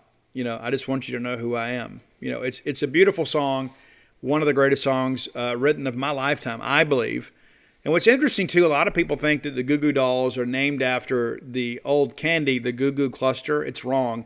If I'm not mistaken, it's from a comic book, a Dick Tracy comic book, and there was like a prize or something in there called the Goo Goo Doll. And so they became the Goo Goo Dolls as a result. So now you know the rest of the story. Again, that's a top 10 list brought to you by your friends at closewithblair.com. All right, next segment of the show brought to you, and it's going to be a long show today because I'm excited. We beat A&M. Brought to you by Campus Bookmart. Standing man, Miss Kathy Brown, lovely, talented Susie, Candy, everybody down there. Candy was a Diamond Girl and a Bulldog cheerleader. How about that? That's pretty cool there, right? And so you're getting quality when you go to Campus Bookmart with the people, the prices, and the products. Go by and check them out. Tell them that I sent you. If you don't make it to town or you can't get by there, maybe online shopping's your thing, visit them on the World Wide Web, courtesy of Al Gore's Internet, at campusbookmart.net. And by being a loyal Boneyard listener, we'll save you a little cash. We'll give you a phrase that pays. And that's BSR, which stands for Beautiful Steve Robertson. And by using that promo code, you'll get free shipping on all orders over $50. Any order less than $50, absolutely incomplete. All right, let's look back at the weekend that was in the Southeastern Conference. Arkansas, a lot of people were thinking, Arkansas may be able to go compete with Georgia. I didn't think so because I still have PTSD from what happened to us in 2017. We hammer LSU, and people in the media are like, hey, the number 2 team in the SEC isn't Alabama, it's Mississippi State. And we go over there, and Georgia just absolutely guts us. And I had a feeling it was going to be that kind of ball game. I thought Arkansas would keep it close for a half, and then Georgia would just kind of pull away in the second half and kind of remove all doubt. But Georgia comes out throwing haymakers from the get-go. That ball game was over in the first quarter. Was it 21-0? And it gets up 20. They get up 24-0. Let's see. They had the running touchdown, and then they mishandle a kickoff. Another running touchdown. They block a punt, and the game is over. The crowd is into it, and you could just see in the countenance of the Razorback players, we're in trouble. We're not as good as we thought, and they're not. I thought they were a little bit overrated at 10, but how could you argue against them being ranked, top 15 with the record and the wins that they've had? And I think in hindsight, we're kind of wondering now how big those wins over Texas and Texas A&M really were. Georgia, I believe to be the best team in America. I think they will beat Alabama. We'll see if Nick Saban and Kirby Smart, how that kind of works out. Maybe Kirby can kind of get over the hump. I think Georgia and Alabama, I think there's a possibility you could see those two in the SEC championship game and then again in the FBS playoff. All right, Tennessee really surprised me. I thought Mizzou would be able to score. And in Missouri, that's going to be the issue with Missouri. Missouri's defense is awful. I mean, absolutely awful. They have allowed 24 points or more in every game this year. They give up 62 to Tennessee. And good for the Fighting Chad Heupels. I tell you what, that's a big win for them. Javante Payton with a big ball game for Tennessee. Mizzou, I was counting on you to kind of throw a wrench in the plans of the SEC East. I'm kind of off that bandwagon now, guys, because I don't know if you could stop anybody. I mean, it's really, really disappointing. Eli, get it together. Ole Miss at Alabama. Man. So I thought Ole Miss would be competitive in this ball game. They were not. You look at the score and say, hey, 42-21 looks like a good game. Guys, it was 35-0, and Big Al was walking around with a tub of popcorn around his waist, trolling the Ole Miss sideline, and rightfully so. And listen, I'm gonna speak honestly and from the heart right here. Like this whole thing with Lane Kiffin, like the way that he acted before the ball game, like people are shocked. That's who Lane Kiffin is. That's who, for better or worse, like him or not, that's who he is. It was a dumb thing to do, and that's what he does. He spends all week sparring with Michael Wilborn on Twitter about Michael calling him a clown, and then he gets there on Saturday and proves that he's correct. It's like, what's the old Mark Twain saying? It's better to be thought a fool than to open your mouth and remove all doubt. And so you get there before a ball game, you're playing in Tuscaloosa against the number 1 team in the country, and you tell everybody, get your popcorn ready, and then flip the headset at somebody. Number one, it's incredibly disrespectful. I mean, forget the whole Alabama thing. But to flip that thing, a working member of the media, somebody that's they're trying to do a job, it's giving you some airtime. Lane Kiffin got what he deserved, and Saban calls the dogs off at 35-0. They score a couple garbage touchdowns against the number 2 in the Bandit defense, and everybody's like, hey, I think we figured it out. No, you didn't figure anything out except for the fact that you're not nearly as good as you thought. And here's the kicker, too. Like some people thought Ole Miss could be kind of a dark horse in the race to Atlanta. Well, now you're 2 games behind Alabama because Alabama's a game up in the standings and Alabama holds a tiebreaker. So in order for Ole Miss to leap Alabama, they got to hope that Alabama loses 2 games. So Ole Miss no longer controls their own destiny. And listen, maybe it's a tribute to Ole Miss, the fact that they're even in that type of discussion. They were not in this ball game on Saturday. Alabama did what Alabama wanted to do. And listen, I get it. You got to get touchdowns to beat Alabama. You're not going to outkick Alabama. But a lot of these bad 4th down calls, that's on your coaching staff. That's backyard football, and you got exactly what you deserved. South Carolina in a tough one with Troy, but they do win it 23-14. The Fighting Shane Beamers are going to take a step forward this year. I think they're going to be a better team next year. And they still got to get the quarterback play figured out. They threw it a little bit better over the weekend, but listen, that's kind of a misnomer. Because hey, I had a good passing game against Troy. Well, you should have a good passing game against Troy. All due respect to Troy, because it's a different brand of athlete. But South Carolina wins 23-14. They're now 3-2. It's going to be tough to get to 6 wins. But again, I think they're going to play a cleaner brand of football. Dan. Oh my gosh, Dan. It's not going to end well, Dan. I mean, listen, I know you're not listening. Maybe Lee Davis is, and she can tell you. Guys, this is not going to work out at Florida. It's not. Like, Dan, you could have stayed at Mississippi State, and you could have become Frank Beamer, and you could have put together about 25 straight bowl seasons. They could have built a statue and probably named the stadium after you at some point. But I understand you're ambitious. It's like, you know what? Maybe I'm not going to win an NFL championship at Mississippi State. I don't just want to be a team that goes to the Gator Bowl every couple of years. But, at least, Dan, when you were here, you could consistently beat Kentucky. Right? That's what you told me one day sitting in your office. She's like, oh, we'll kick Kentucky's tail. But you didn't say tail. At the beginning of the year, we're not worried. Because I was telling Dan, hey, it's amazing, since, we've gone to the 2-division format, how even the series is between Mississippi State and Kentucky. Oh, don't worry about them. We're going to kill them. Well, you pretty much did when you were here. And now that you're at Florida with what everybody considers a better brand of athlete, you've lost 2 out of 3. It's crazy. So, Dan, let me get you prepared for what's coming next. Okay? Georgia is going to steamroll you. They really, really are. And you're going to be 2 losses down, and chances are, because of the typical Mullen malaise, you're going to drop another game you're not supposed to. Maybe it's LSU. Maybe it's Tennessee. I can't be Tennessee. I've already beat them. But maybe it's Missouri. Who knows? But you're going to drop a game you're not supposed to. So you're staring 9-3 right in the face. That's not going to cut it at Florida. Now, if you were 9-3 here, and chances are if you had stayed for 18, maybe you go to Atlanta that year. It'd be a different deal. But it's not going to work out well. You're not going to be able to go 8-4 and 9-3 and keep a job at Florida. So maybe Megan's got to drive down to Orlando and shop. I don't know. But this is not a good loss. Kentucky, listen, they're obviously a little better than I thought they were. But you wonder how good they were until they beat Florida. And again, let's not make it all about Dan Mullen's ineptitude in games like this after, the hangover of losing Alabama. I mean, Kentucky won the game. They made the plays to win the game. Late in the ball game, Florida had a chance to tie the game, and Kentucky with a big defensive stop there to end it. So congratulations to Mark Stoops and all the Wildcats out there. UConn, losers of a barn burner against Vandy. UConn, a winless team, will play another one this week at UMass.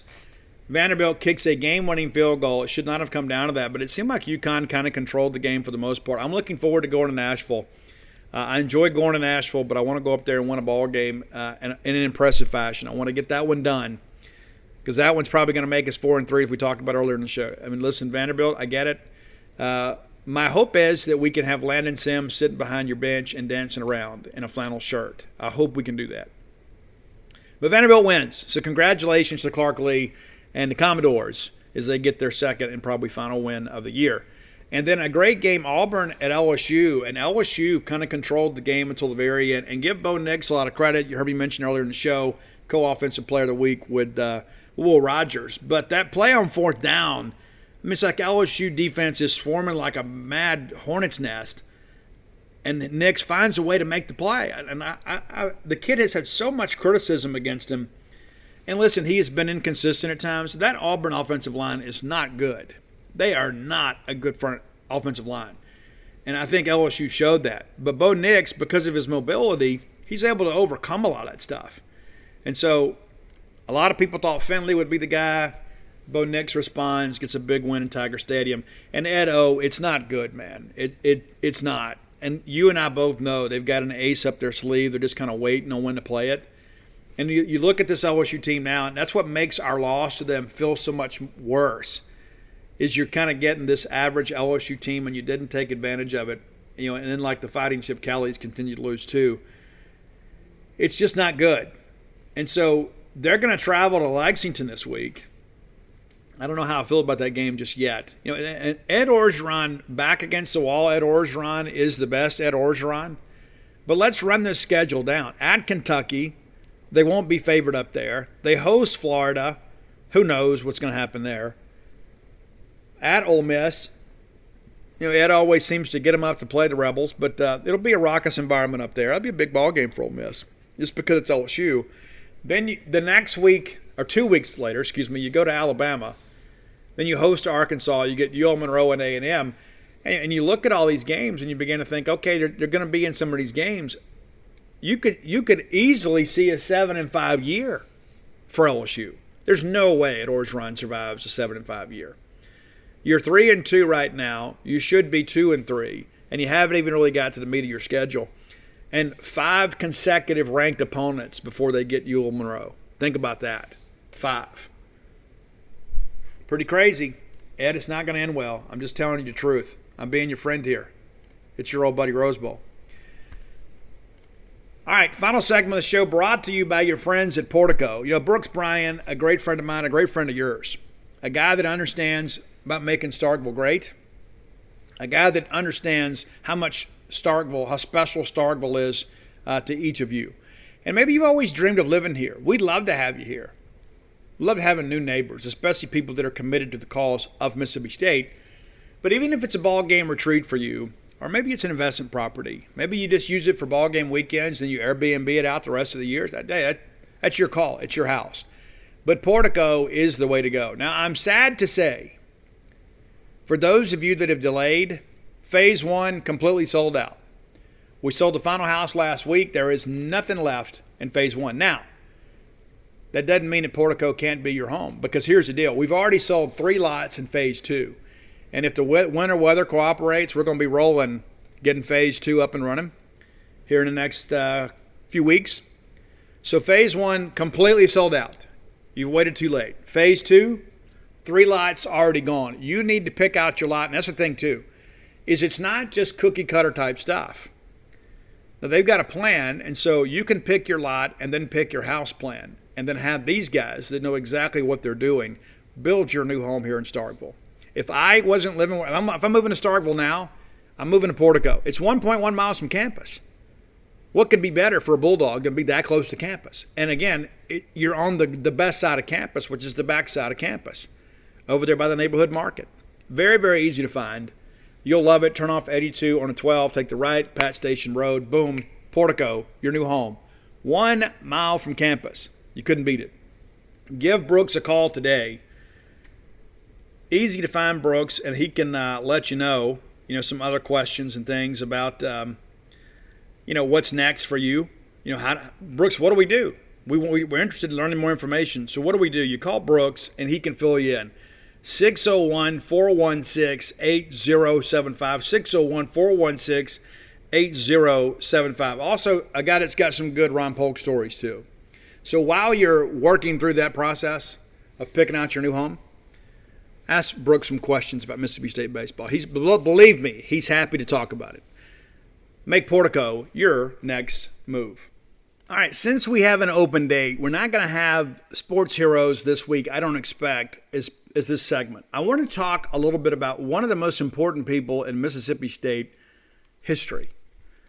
And there is a building on campus named after him. It's former President William Giles.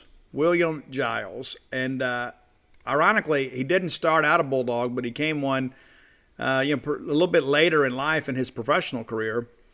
He is a native of Little Rock, Arkansas, and a guy, too, that got his degree at the University of Arkansas and eventually a PhD at the University of Missouri. So this is a guy that kind of comes from farming type backgrounds in many respects, a guy that would fit in well at an Aggie school. He was also a World War II veteran and worked for the Seoul Conversation. I can't stand this. It's crazy how these computers work these days. Like, you're right in the middle of doing something, and then something else will pop up. You know what I'm talking about. But anyway, so then he worked for the Seoul Conservation Service in Kansas, went to the Ag Research Center in Maryland before arriving at Mississippi State in 1949. Now, of course, he wasn't university president then. He served basically as a lab manager for a while, worked his way up, became the vice president for agriculture and forestry at Mississippi State in 1961. He was a guy, too, that kind of understood, how soil worked, this is a guy that could teach you how to make your land more fertile. And what's interesting too, once Dean Culver left Mississippi State, they elevated Giles to president. What happened next was one of the greatest times in our university's history. Because, basically we were an ag school that didn't have a lot of funding. We were an ag school at times that kind of struggled for an identity. And we were basically a farming college. That's kind of what we were. What happened next is so amazing. So in 1966, Giles became president. And so he ushered us into this new era of a modern Mississippi State. Enrollment went from 8,000 to nearly 12,000. It's a huge increase, as you guys see. It's a 50% increase. Opening the door for women and many African American students. During his tenure, 35 buildings were constructed or renovated, including Allen Hall, McCool Hall, the Cobb Institute of Archaeology, Humphrey Coliseum, and the School of Architecture was established in 1973, and then the vet school in 74. It's pretty incredible to think about that, right? In the late 60s and early 70s, there was a lot of controversy in our nation as the civil rights movement became a much bigger part of the American experience. Rather than fight it as some other people did, and some other institutions of higher learning did, Mississippi State didn't do that. Mississippi State worked its way through and kind of navigated through all of that without any violence on campus. We kind of came through that thing as looking more and more like the People's University. There's a great quote in this article that I have found in my research. Lynn Wright wrote, "In the first 100 years, a history of Mississippi State, Giles made it clear to all who was in charge at Mississippi State. He spoke softly, but he let it be known that under no circumstances would he tolerate disruption. But everyone did communicate. Giles and his assistants sought dialogue, not diatribe, and they paved the way for conscientious, straightforward discussion of problems and their solution. Doors were left open, avenues were explored, alternatives were agreed upon." It's pretty crazy to think about that. And you go back and you begin to think about the fact that the Chapel of Memories and all that great stuff, all that stuff. There were plans in place to make our campus that much nicer, more functional. And when Dean Culver left, Giles took over and saw those things to fruition. That included the Union, Chapel of Memories, the Health Center, the Hand Chemical Lab, Hilton Hall, Evans Hall, Walker Engineering Building, all of that. And so many of the facilities that you enjoy on campus today were either the brainchild or kind of the completion of some other thoughts under Giles's leadership. And so, again, his name is on a building on campus, and it's impossible to look back at that period in American history and ignore some of the problems that we had in Mississippi. And that's not to say that Mississippi State was completely oblivious to all of that stuff. But we didn't have the riots. We didn't have, a lot of the things that some other schools did. And people say, oh, he's talking negatively about Ole Miss. Well, it is what it is. I'm not talking negatively about them per se. I'm just kind of talking about the climate in our state. But Mississippi State, for the most part, was kind of immune from all that stuff. And I think a lot of it had to do with not only the leadership of Dr. Giles and the people here, but also, too, the student body at Mississippi State. I think a lot of us, more of blue-collar, humble type upbringings, and we just simply didn't have this whole feeling of superiority. And that's not to say, again, that we're a perfect place by any stretch of the imagination. And I'm sure back then we had our issues. We just didn't have as many as some other people did. And again, that goes back to leadership. When people have strong leadership and they understand what is expected of them and they understand what is tolerated from them, people tend to behave a lot better. And so, Dr. Giles, thanks so much for your contributions to Mississippi State, and of course your contributions to Mississippi State athletics by ensuring that we had Humphrey Coliseum, right? The Hump's about to undergo a major renovation. And again, that all kind of came to be initially under Dr. Giles' leadership. So bonus show today, long show, and kind of makes up too for the fact that I was on the road some yesterday. Didn't have a chance to talk about this, but I was excited to talk about it. So much happened over the weekend. Your Bulldogs winners again. If you hadn't done so, go to dogpilethebook.com and order your copies, signed copies of Dogpile the Book. Won't be long, be at least another month, be sometime late November before hopefully we'll get a release date this week. But the best thing to do to ensure you have a book is to pre-order. That is the only way to guarantee that you're going to get a book. And so let me encourage you to do that. While you're there, you get copies of Flim Flam, Stark Villains, and Alpha Dogs. Blooms of Oleander.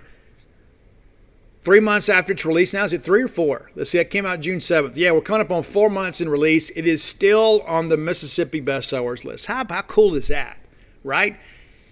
If you need something to kind of tide you over in the bye week, let me ask you to go buy Blooms of Oleander. You can buy it at your local bookstore. They can order it for you. You can get personalized copies through Book Mart and Cafe downtown, or you can go to Amazon, BarnesandNoble.com, Books A Million, and you can order direct and have it shipped directly to your house. It won't be signed, but at least you'll have a copy of it. Also available on ebook.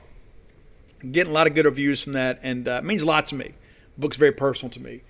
All right, so there we go. Again, thanks so much for your support. Come to genespage.com. Join our spirited discussions over there. Even if you're wrong, we'll let you post, as long as you keep it clean, right? There's a lot of silliness that goes on in life. But again, congratulations to everybody out there. Let's enjoy the open date. Let's enjoy getting a win and then kind of setting ourselves up for a pretty good run there in the second half of the season. Until next time, let's all live our lives in a way we'll make more friends than enemies, and people can see a difference in the way we live.